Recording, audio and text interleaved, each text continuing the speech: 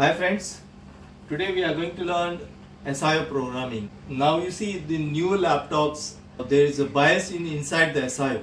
In the older laptop, the BIOS and the SIO is a separate parts, but in the newer laptops, BIOS is combined into the SIO. So what has happened is sometime when the EC BIOS is failed, that time we have to program the EC BIOS. For that we have to use the SIO programmer.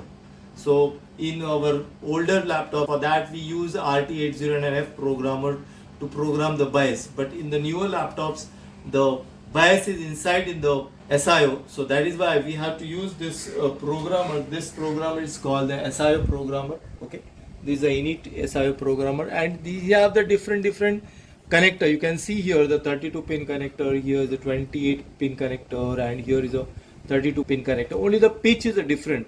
This is little bit bigger side, this is a smaller pitch, and this is a smaller pitch. Only the difference is the pitch. So here is a keyboard connector. So I have this motherboard. The motherboard number is DA0PA1MB. So this is a motherboard, and this motherboard have this SIO. Okay, so here is the SIO.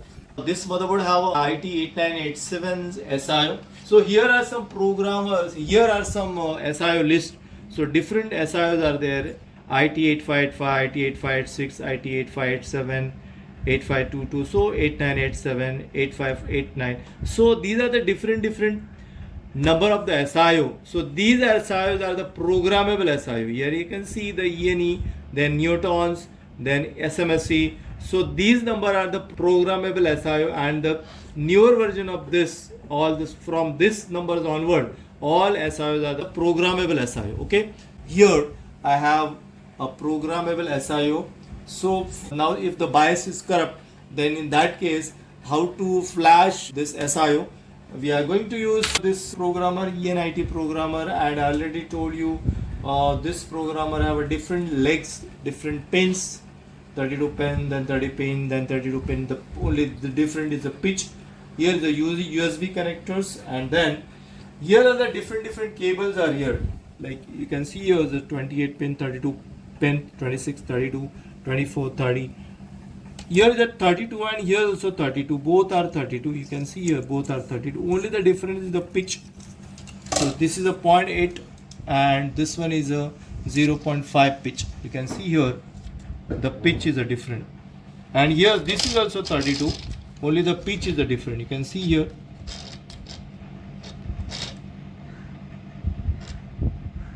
Okay. So this is a pitch. The all three cables are 32 pin only, but the only difference is the pitch. Okay, so now we have this motherboard which have 32 pin connector here, where it is here. So this is a 32 pin connector, and this is a we can use this cable.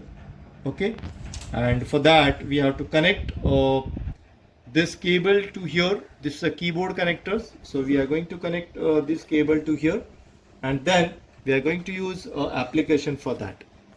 So now what we are going to do is, now the cable is connected to the motherboard, then we have to connect this cable here. So here is the mention some A, B, C, D, and here is the G. Here is the G stand for ground. So here is a cable. So this red wire, it's supposed to connect the ground. So we are going to connect this cable like this. Okay, and this will go to the USB ground like this. Okay, so this red wire is connected to the ground on the motherboard. This cable is connected to the keyboard connector, and now I have to apply the power. So here's my DC power supply is ready, and now I'm going to connect power to this motherboard. Okay, so the power is given to the motherboard. Okay, now what I have to do is I have to use USB cable. So USB cable I connected here like this, and then the other of the end of the USB cable I'm going to connect on the system. Okay, so now it's connected to the system. Driver is already installed, and I'm going to run application that is called a ENIT Turbo. This one. Okay, so this is a turbo editions. Then here I have to select the manufacturer number. So here are the different manufacturer. Here you can see ENE, IT, Neoton, EDID, MAC, and in our motherboard, our SIO is from ITE. So I'm going to select ITE. So ITE select, then I have to click on select. Okay. So now this motherboard is connected. Then I've already select the IT. The ITE SIO is there on the motherboard. I given the power, and then here I have to select the motherboard model number. Okay. So the motherboard model number is, what is the model number of this motherboard? DAOP. Okay. So there are different types, different types of motherboard like Quanta, Compal, Wistron. Compal motherboard start from LA. Wistron motherboard start from 5 digits, and the Quanta motherboard start from the DA. So this motherboard is a Quanta motherboard because this number start from DAOP. So this motherboard number is OP1.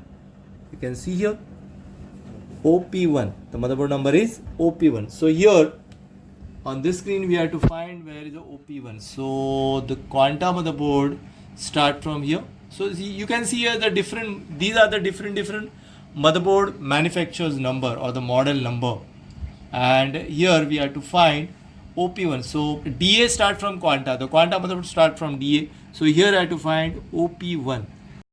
OP1. So this is OP1, 32 pin. Okay. So this is our motherboard. So I have to click here. So motherboard number is OP1, 32 pin. 32 pin is already connected to the motherboard, and here is a first pin connected. If the pin number 1 is connected to the pin number 1, then we have to click. If it is a reverse, then we have to unclick. Okay, it's like that. So we have to check. So this is my pin number 1, and here's my pin number 1, both side pin number 1. So I have to click. Pin number 1 is connected to the pin number 1. So if it is pin number 1 is connected to the pin number 1, then we have to click it.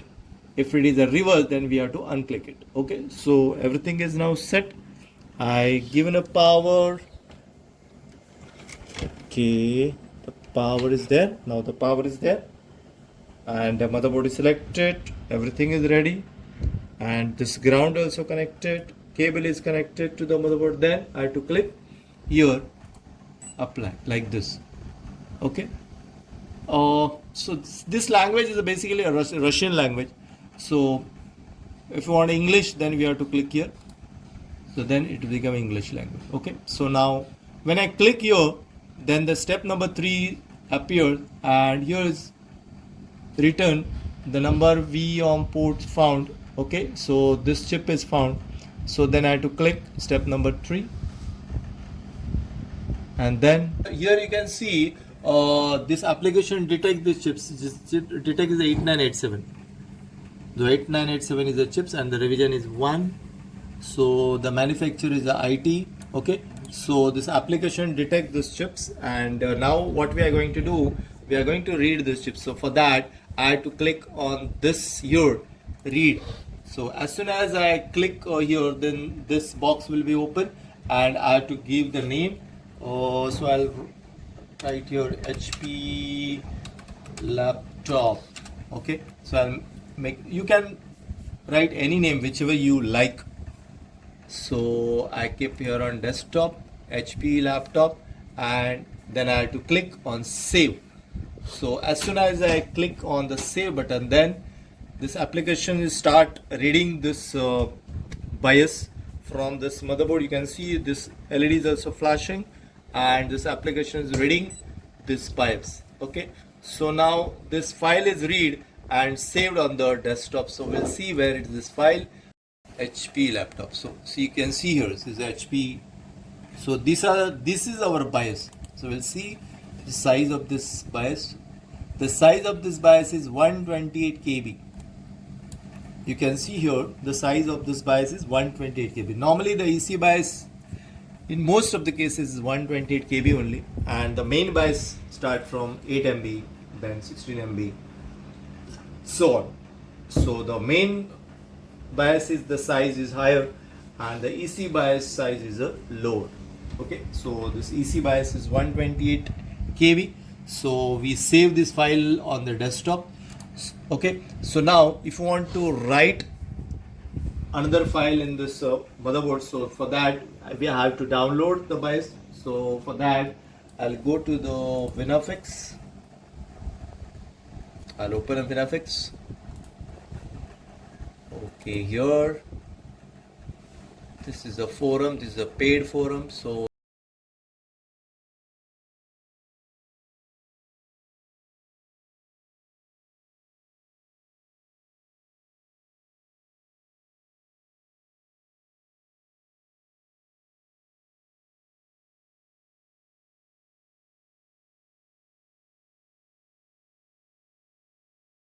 scroll up and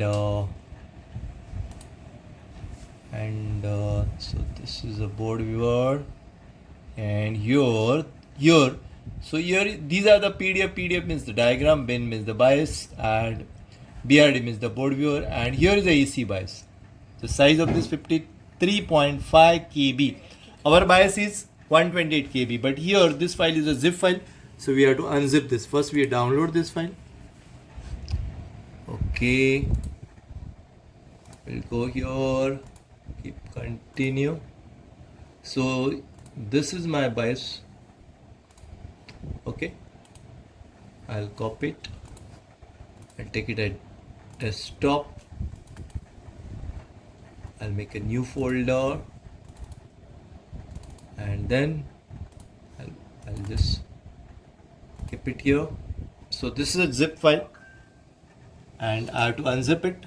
So extract here. You see the file is extracted and it's now become a 128 KB. Okay, you can see here the 128 KB. So now what we have to do is we have to write this file. For that we have to go again in applications, then click on the write, then go to the desktop, go to the file folder. What is the file name is? New folder 4. Okay, write, then desktop, new folder 4, open, then this is the files. Okay, then you have to open and then click. So now the write is started. You can see here first it will be erase, and then it started writing the file on the SIO. So this is called the SIO programming. Here you can see this green LED is on and power is given. So don't turn off the power of the DC power supply. The power must be there, and this pin is connected to the ground, and you can see this setup. So same way you have to make a setup, and these are the different cable.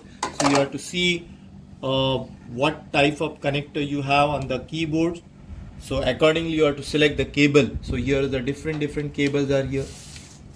Okay, there are so many types of cables with this programmers are available. So you have to see what type of connector is there on the keyboard, and that connector you have to connect to this programmer. This programmer have this multiple connections over here, multiple pitch, and then you have to run the application. Then select the model numbers, motherboard model number, then pin outs, then step number 2, then step number 3, then step number 4 is the read, and step number 5 is the writing. So it will take little time to write.